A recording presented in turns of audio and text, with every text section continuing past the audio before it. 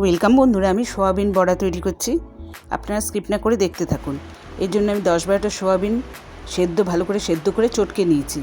ওর মধ্যে আমি নারকেল কোড়া দিয়েছি আর একটু পোস্ত গুঁড়ো করে দিয়েছি, আধা চামচ মতো পোস্ত গুঁড়ো দিয়েছি, নারকেল কোড়া দিয়েছি, আর এখানে কাঁচা লঙ্কা কুচি করে দিয়েছি, একটা পেঁয়াজ কেটে কুচি করে দিয়েছি।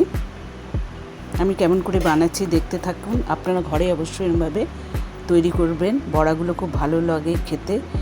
আর এর মধ্যে আমি বেসন দিয়ে দিয়েছি 1 চামচ মতো, আর 1 চামচ চালের গুঁড়ো দিয়ে দিলাম।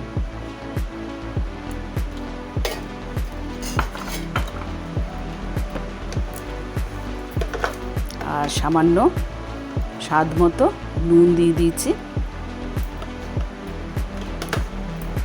আর হলুদ দিয়ে দিলাম,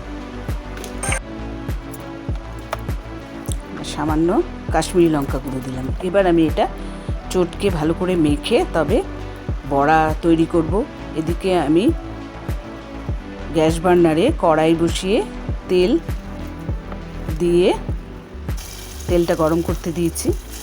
গরম হওয়ার পর আমি বড়াগুলো একটা একটা করে চ্যাপটা চ্যাপটা করে চটকে মেখে তারপর বড়াগুলো তেলের মধ্যে ছেড়ে দিচ্ছি।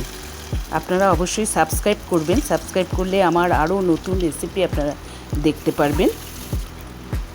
লাইক, শেয়ার, কমেন্ট করবেন। আর আমি গ্যাস বার্নারটা কম করে আস্তে আস্তে করছি, যাতে বড়াটা ভালো ভাজা হয়, ভেতরটা কাঁচা না থাকে। এটা একটু কম করেই করতে হবে। আস্তে আস্তে আমার বড়াগুলো সব ভাজা হচ্ছে। আমার যেহেতু ঘরে অল্প একটু সয়াবিন ছিল, তখন মনে হলো কী করি, তো আমি ভাবলাম যে ঠিক আছে, সয়াবিনটা সেদ্ধ করে আমি বড়া বানিয়ে নিই এবং সেটা আমি তৈরি করছি। কিন্তু ভীষণ ভালো লাগছে খেতে। আমি তৈরি করে নিজে খেয়েছি, দেখলাম খুব ভালো লাগছে এবং অন্যদেরও দিয়েছি, তাদেরও ভালো লেগেছে।